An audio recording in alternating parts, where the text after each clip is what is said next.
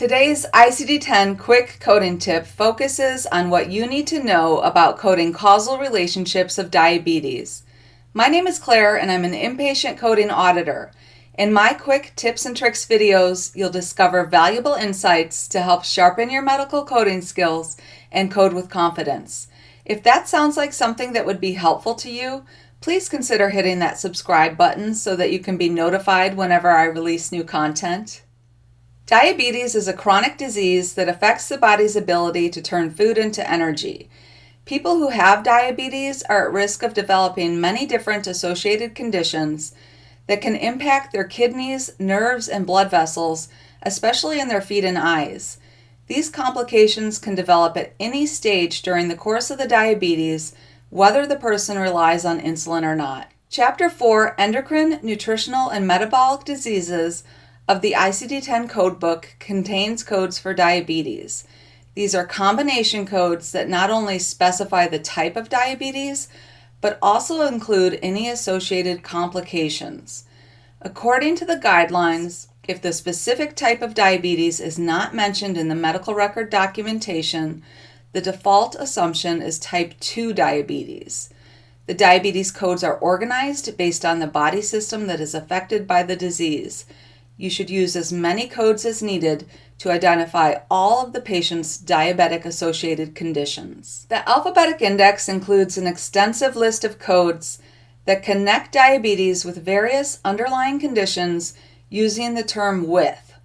According to the guidelines of ICD-10, there is an assumed causal relationship between entries that are linked in the alphabetic index using the word with or in. This means that when the classification connects a main term to a subterm using the word with or in, it is assumed that the two conditions are related unless the physician states otherwise. For these conditions linked by the word with or in, you don't need the physician to explicitly state the relationship between the conditions in their documentation for you to assign the corresponding code. However, if the provider clearly states that the two conditions are unrelated, then the presumed causal relationship is broken and you should not assign the code that links the two conditions. Let's practice some scenarios that demonstrate both when and when not to code conditions as diabetic complications. In this first scenario, the patient is admitted with signs of infection in their foot. After workup, it's determined that the patient has acute osteomyelitis of the foot, and they're treated with IV antibiotics. The patient's chronic conditions include diabetes, which is treated with oral hypoglycemic medication. Referencing the main term diabetes in the alphabetic index, we see that it is immediately followed by the word with, and scrolling down through these subterms, we find that there is an entry for osteomyelitis, leading to code E1169, type 2 diabetes, with other specified complication. Even though the physician did not specifically state that the osteomyelitis was related to the diabetes, we will assign this code because the index presumes a causal relationship and the physician did not state that the two conditions were unrelated or give a different cause for the osteomyelitis. Checking in the tabular, we see that there is an instructional note instructing us to use an additional code to identify the complication, so we will also need to assign a code to capture the specific type and site of osteomyelitis. In this next scenario, the patient has end-stage chronic kidney disease and is admitted for a kidney transplant. They are diabetic, which is managed with insulin. Referencing the main term diabetes in the alphabetic index, we see that it is immediately followed by the word with, and scrolling down through these subterms, we find that there is an entry for chronic kidney disease, leading to code E1122, type 2 diabetes with diabetic chronic kidney disease. And even though the physician did not specifically state that the chronic kidney disease was related to the diabetes, we will assign this code because the index presumes a causal relationship between diabetes and chronic kidney disease, and the physician did not state that they were unrelated or give a different cause for the CKD. Checking the tabular, we see that there is an instructional note instructing us to use an additional code to identify the stage of chronic kidney disease, so we will also need to assign a code to capture the specific stage of CKD as end stage. In this next scenario, the patient has end-stage chronic kidney disease due to congenital polycystic kidney disease, and they're admitted for a kidney transplant. They are diabetic, which is managed with insulin. In this case, the physician has documented that the end-stage renal disease was secondary to polycystic kidney disease, and although ICD-10 assumes a causal relationship between diabetes and chronic kidney disease should not be coded as diabetic if the physician has specifically documented a different cause. So in this case, the diabetes will be coded as uncomplicated. Last, let's discuss when and how to code diabetic complications in the NEC categories listed in the alphabetic index. When you refer to the alphabetic index under the main term diabetes, you will notice multiple entries for complications labeled as NEC. For example, right at the top, we see arthropathy NEC. Arthropathy is a broad term that includes various conditions affecting the joints, including arthritis. It's important to understand that not all arthropathic conditions are directly related to diabetes. To code a connection between diabetes and arthropathic conditions such as arthritis, the physician needs to document the condition as a complication of the diabetes. It's important for coders to not assume a cause and effect relationship when a diabetic complication is labeled as NEC.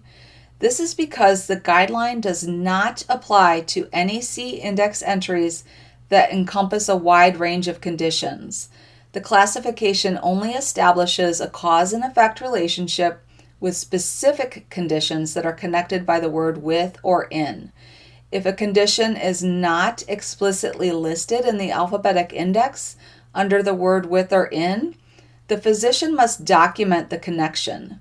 When the physician has documented the condition as a diabetic complication, you will need to assign a diabetic complication NEC code as well as a code for the specific complication. Let's look at some examples.